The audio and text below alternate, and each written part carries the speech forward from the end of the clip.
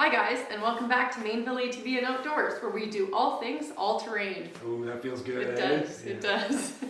So today we're going to focus on the 5 things we like and dislike from Project Mama Bear. So that'll be this 2018 Kodiak 700 EPS SE, where the SE stands for sweet rims and a matte black finish. And this is definitely the first take.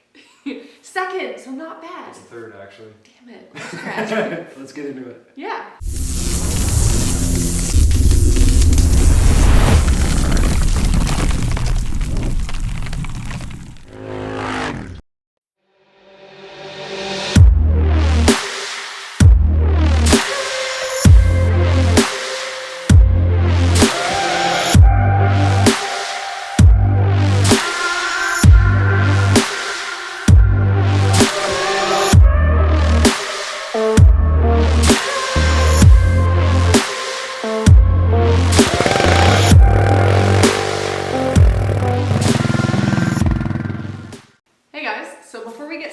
I actually want to talk about some super fun stuff we have going on at the moment. We currently have a contest going, which will probably be done by the time you see this video, but fear not, we're always ready to give some stuff away. So comment below, and we're going to use a random generator to pick about 3 of you to win stickers. Yep. And in that, we're going to send you a UV rated sticker that can go on your machine, your truck, whatever outside, and then a non-UV rated sticker which can go in your beer fridge, toolbox, you name it. So, just like last time, in our Outlander video, we're going to start off with the dislikes, and this is number 5. I'm going to start off with gutless. Now, I say that sparingly. Like, I come from, obviously, my Can-Am 1000. It's a twin, one of the leading machines in the market for power. So when I hop on this one, it feels not sluggish, because it's a very torquey, low-end machine. When it comes to, like, let's say you had to pull a log out of the bush, I would prefer using this machine than mine.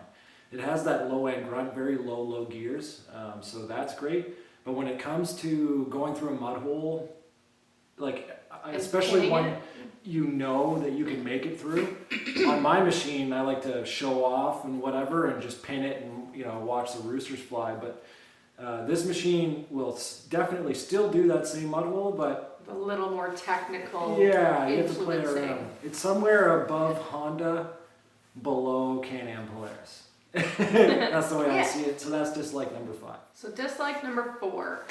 Something that we've been able to work our way through with different upgrades was the tippiness of the Kodiak. So the wheelbase on the Outlander is much more forgiving in terms of that center of gravity. It's not necessarily a higher center of gravity, but that wheelbase is shorter from left to right. So you're going to have that tippiness either in the corners or if you're going too fast, different things like that. So to be able to counter that, we added some spacers, some 1-inch spacers all around, which we needed to be able to fit the tires anyways. But one of the side effects of that was it gave more stability to the ride overall. And for something that we're going to touch on in the frequently asked questions, how does this compare to the Grizzly? So we're going to touch on that in a little bit in terms of tippiness. We made it much higher. The stock suspension at the time didn't help, so we had to make some width. On top of that, we put Elka suspension on it, so it handles that tippiness much better. Like a dream. Dual rate springs, just all around better, piggybacks, the whole bit. So a lot of that was corrected, but it still can be, especially the intricate stuff, like one of our Mattawa trips when she was going over a very sketchy bridge, and I say very sketchy lightly. Yeah. It didn't have that planted feel like some other machines had. Yeah, fair enough. Dislike number 3. This one is more for me than anything else. It's too small. So one of the things that Yamaha did, and the way they kind of pitched it, was that this was a machine designed for smaller statured people, quote unquote.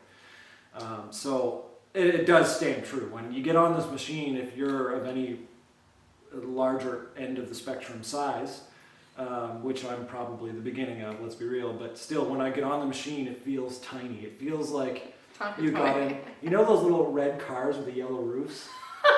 It feels like I'm trying to get on one of those. So even when you're like trying to corner and stuff, because it feels like the steering's so little, it just feels like you're just darting off. It's really weird coming from a much bigger machine. So I think a lot of riders who are either in my scenario or larger people, you'd find that very awkward. It's probably something you can get over with just time on the machine, getting used to it, some things like that. But yes, it is a very small, weird machine for that. And that's not something that you can really address with upgrades, so it's a very permanent decision if you know going into it that you are a larger statured person or someone who likes the extra give in the corners and stuff. You're going to have to consider that when buying this machine. Again, rider preference, because you're going to see in a moment that's actually one of my likes. So yeah, so again, this is my dislike, not hers. It's actually the reason why she bought it. Yeah. And it's also the reason why we basically don't ride each other's machines very often. So yeah. So dislike number 2. This one almost didn't make it to the list. I found it really hard to come up with things I didn't like about my own machine, but who doesn't? So this one's more picky. More materialistic and less performance based. So it comes down to aesthetics. When you first buy your machine, the first thing you want to do, especially with a matte black special edition package like my own, is you want to get rid of those stickers. Yes, they're there for our safety, but you read them once, you're good to go, right? So one thing that I struggle with is with the Yamaha brand, it's riveted on. So it's not just a glue gun, heat gun kind of scenario. They're there. Taking them off would be an eyesore. There are options out there, aftermarket custom plates that you can order, put something funny on it or whatever, cool design. But it's just an extra added kind of annoyance when it comes to aesthetics, if that's something that is important to you with your ride. Mm-hmm. You have to do something with it. Like she said, they're riveted. It's little aluminum or tin plates. Mm-hmm. So they were actually kind of smart in the liability aspect as a company. Like they're really hard to get rid of unless you like drill them out and find a way to cover them. Because if you just drill them out, you have like holes and the body molding is made for those tin plates. Indented where those plates are. Yeah, so getting rid of them is a little more difficult. But it is something that I actually dislike also. Yeah, and it's something that you don't even think about until you get home. You're not looking at a machine and like, ooh, are these riveted or just stuck on stickers, whatever. But yeah, we got home, went to take them off, and we're like, dang, Yeah, that's exactly how I said it. Yeah. Dislike number 1, and for me, definitely one of the biggest dislikes is limited aftermarket. Now, I don't blame a lot of these companies, but the first things they'll do is go for the biggest, hottest topics, right? So you'll always see Outlanders, Renegades, Highlifters, Scramblers, right? They'll all get these aftermarket stuff first.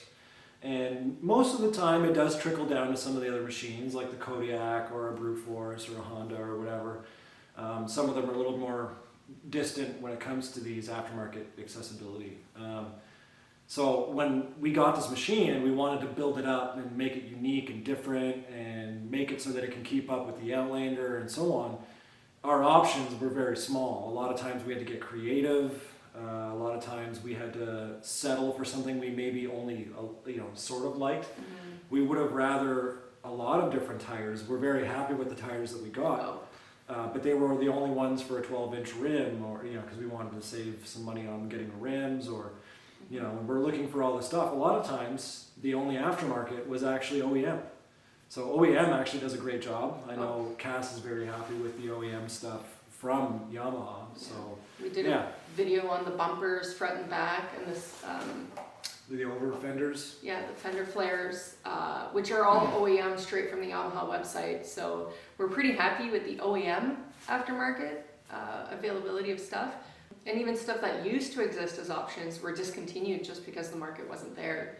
The supply versus demand, right? So we've seen a lot of stuff discontinued where I'm emailing companies like, bring it back. So hashtag email your manufacturers. It's a long hashtag. It's a long, not even clever, but you know what I mean. That's just like number 1. Yeah. So obviously we want to end things on a positive note again. So here are our 5 likes, starting with number 5. Versatility. Really, really happy with the versatility of the machine. You might think it's limited because it's a monopiston, 700, it's Kodiak, it's not really sexy in terms of power and stuff like that, but honestly, there are very few times where I have had to limit myself in terms of where I've been able to bring this thing. Very few times have I had to turn around where Kyle was able to go somewhere and I haven't been able to follow. I think of the pole line in Johnstown, that really big with the skeg. I didn't go in there, not because I couldn't do it, but I didn't want to take the 5 hours and the many winches to get out. So do I get stuck more than Kyle? Probably. But can I make it most of the time? Definitely. Absolutely. Hill climbs, rock climbs, everything. In certain cases, I'm at an advantage for my shorter wheelbase, and sometimes I'm at a disadvantage. So there's pros and cons to everything. But I do love that obviously a Kodiak or Grizzly, it's close comparison, are great work vehicles. Just like Kyle mentioned earlier, the low end torque, all that power being available right away at the low end. It's fantastic. And even with the clutch work we didn't lose any of that low end. If you want to know how, just check out our video that we did on the clutch installation. But overall, very happy. A lot of people out on the trails are impressed at where this little Kodiak can go. So We used to call it the little Kodiak that could. yeah. A lot of times when she didn't follow me at the time, it was because of her limited experience and confidence. Yeah, So absolutely. I would just tell her, like, please stay, because if I turn around and find you down here and whatever mess I got into, it would have been rough. But as she gets better and better, it just proves that the machine's very capable. And at this point, it's just getting some seat time. So this is like number 4, and I called it design simplicity. It being a mono piston already makes it in design more simple. And to explain that a little bit, first of all, the plastics, when they come off, it's super easy. They come off in big chunks, similar to a lot of Japanese machines. Whereas like my Can-Am, for example, it's a lot of little pieces. It's not hard work, it's just extra. So when they designed this machine, they actually did a lot of things that were great for the user to do the maintenance. And then once you get all those plastics off, because of the size of the engine and the way they designed it, everything's wide open. So you're not jamming your hands into things or having to take more stuff off. Obviously, there's only one piston, so you can get in there and do it around. Like the exhaust, when we put that on, there was tons of room to play. It was very simple, very easy. Doing oil changes is easy, it's great.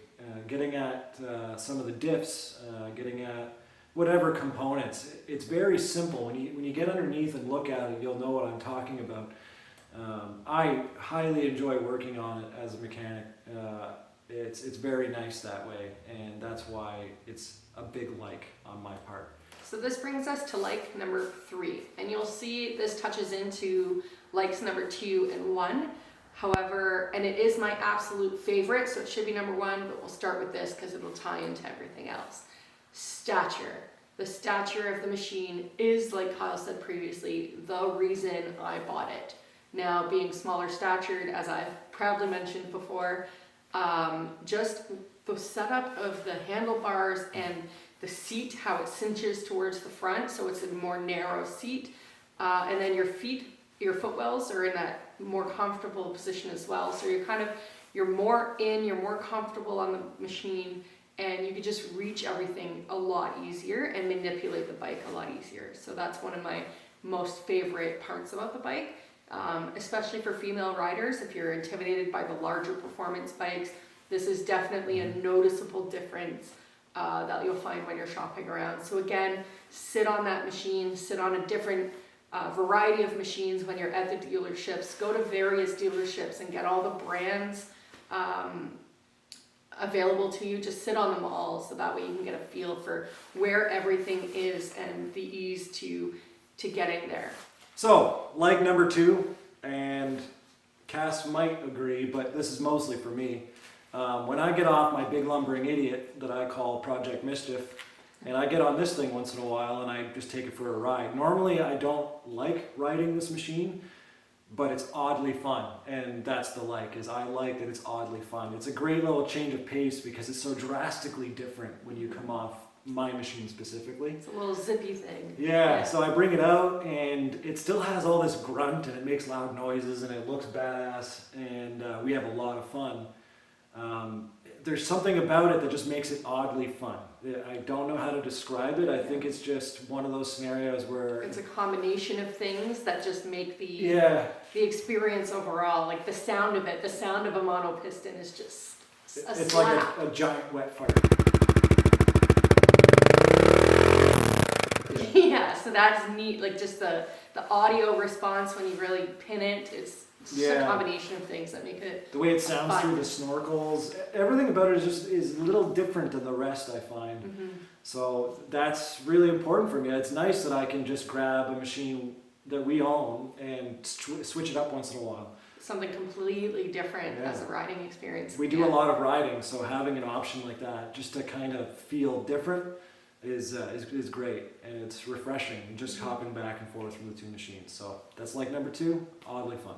Yeah, so this brings us to the like number 1, which ties into the previous 2. So that was the riding stature, or the stature of the bike, as well as the fact that it's oddly fun to ride. So to expand on that a little bit more is just the maneuverability of it and the overall ride experience based on the size of it. So I find that as a smaller statured person, I have more control over it based on the weight of the bike, the wheelbase, the height, different upgrades that we were able to bring to it. So I just feel a lot more confident as a newer rider when I first started off that I had control over that machine, whether it be in the corners or going up a hill. I just felt that whatever I was doing as a rider translated a lot better to the machine and the reaction that I got out of it over riding a machine, a performance bike that's as big and heavy as Kyle's Outlander. One really neat factor was you started off brand new to the sport. She got this machine stock, we go out for rides, and we slowly changed it. So as you were becoming a better rider, we made the machine a little better, in our opinion. Mm-hmm. And it was always changing. It got wider, it got taller, there's snorkels now, there's clutching done, pipes. So the more she was riding it, she was still in love with it the whole way through, even though we were constantly changing it. So the ride's obviously very good. Mm-hmm. Now, mind you, you do have to keep in mind that when you're doing drastic changes like the suspension, switching to the Elkas, we got about 5 inches of clearance all in one go based on upgrading the tires and the lift kit up to 2 inches. So that 5-inch difference, and then shortly after doing the Elka and the clutch, you have to really take the time to relearn how your machine is going to respond to that. So I found that with the Kodiak, again with a small stature, allowed me to feel that confidence and that control over the machine when I was going through those changes. So this brings us to our frequently asked questions segment or part of the video. So a question that we got often, just as with Kyle's experience, is what tire setup do you have? What works for you? How did you make everything work and jive together? So obviously our path and our order in which that we kind of had the upgrades happen will have a big impact on what your setup looks like. But the way we went through it was obviously we wanted something that was versatile in terms of being used in a mud environment or just a regular terrain trail riding environment. So the Sledgehammer allowed us to do that on the same rim. Now there's other options available out there, but if you want to stick to the 12-inch rim, you're limited in what you can get.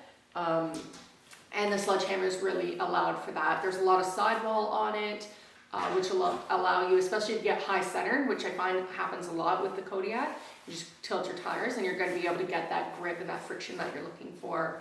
Now in terms of height and rubbing and all that kind of thing, with the 30-inch tires, we were fine.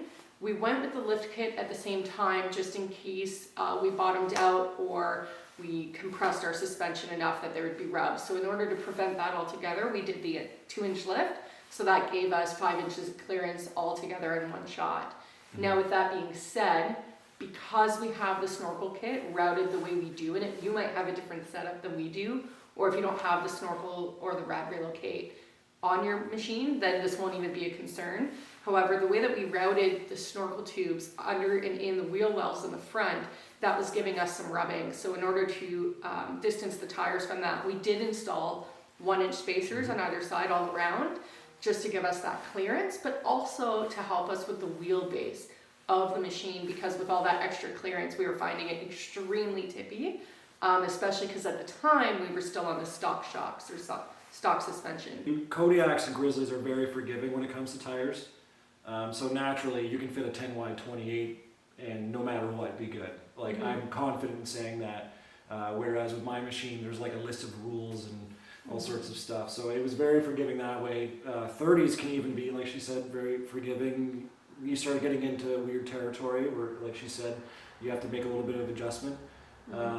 But yeah, like overall, the good choices. So you can either do what we did and do a thing and then kind of fall into the money pit of modifications, which is fine for us. It's no big deal. Or you can take 2 seconds and comment down below, ask us a question, and we'll see if we can help you out with that. One of the other really frequent questions we get about this machine is why we chose the Kodiak over the Grizzly. The Kodiak and Grizzly, by Yamaha definition, is based on stature of rider. So the ultimate differences is width and some features in the package. The engine platforms are basically the same, except for when you want to get a 450 or not. But as far as the 700s go, the Kodiak is for small statured people, and the Grizzly obviously for large statured people. That basically means smaller handlebars. I think it's an inch wider per tire, so 2 inches wider overall. Then you start getting into things, especially lately in the last couple of years, they started doing different models where they have different navigation and stuff. So the Grizzly and the Kodiak are kind of separating that way, but from a functional standpoint, there's really nothing. So when Cass sat on a Grizzly and Cass sat on a Kodiak, she immediately felt better on the Kodiak, so maybe Yamaha's onto something based on their stature metrics.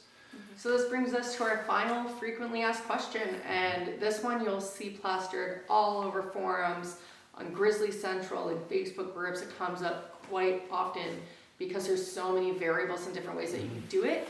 And obviously I'm talking about the clutching. So it's a question that we get often. What spring did you use? Gold, white, purple, pink. There's a bunch of different ones. What weights did you use for the weights? Did you use Grizzly weights? Did you mill it? Did you add a shim? How big of a shim? So there's a lot of variables based on exactly what you're looking to get out of your machine from a performance perspective. So what we ended up doing is we ordered an EPI clutch kit from Dirty Life, which came with pretty much everything we needed. And then we brought it to a professional because obviously I'm not a clutch professional. And I don't want to speak for him, but he's not either. So we went to our friend, a good friend of ours, Brian Farr, who owns BF Clutching. So we actually drove our machine down, but you can just send him the clutch from your machine. He'll do all the good work and he'll send it back. So we have a video on that. I'll take the easy way out on this one. Just check out that video. It's in the Kodiak upgrade playlist, and all your answers are going to be there. What weights we used, what springs and all that. But if you have any other specific questions, comment below or shoot us a post on our Facebook group and we'll help you out as best as we can. Or Instagram, TikTok, a million ways to get a hold of us. Yeah. So that pretty much wraps up the video on Project Mama Bear. If you guys have anything else, of course, like she said, comment down below. Hit us up on any of those platforms. We'll get that done for you. We love the conversation. These are our likes and dislikes, and of course, there's a lot more. We can be picky about it. We made a list on paper and we grabbed a few that we liked. We thought it was good conversation. I hope you guys enjoyed it. Yeah. We enjoyed making it. We just get to sit in our garage while we're on quarantine. Heated too. Yeah, quarantine. Oh my god. Yeah. So, while speaking of quarantine, the sense of community that we have across all our social media platforms are pretty awesome. And I've noticed that when questions are asked either in comments to videos like these or in our Facebook group, Nice. It takes kind of the onus off of us giving our very narrow-minded or personal opinions. And it just gives an opportunity for other people to get in there and provide their experiences and their answers to your questions. So by all means, feel free to rely on that community for getting answers to what you're looking for. Yeah. That's it. Sharing is caring, except for germs. Don't share those. So, like, comment, subscribe, and like she said, sharing is caring. If you guys don't want to buy a shirt or stickers, we get that. But what you can do for free is share the video, show your friends. And that's a big one. That helps us out so much. A lot. So, we'll see you guys next time. that's it for now.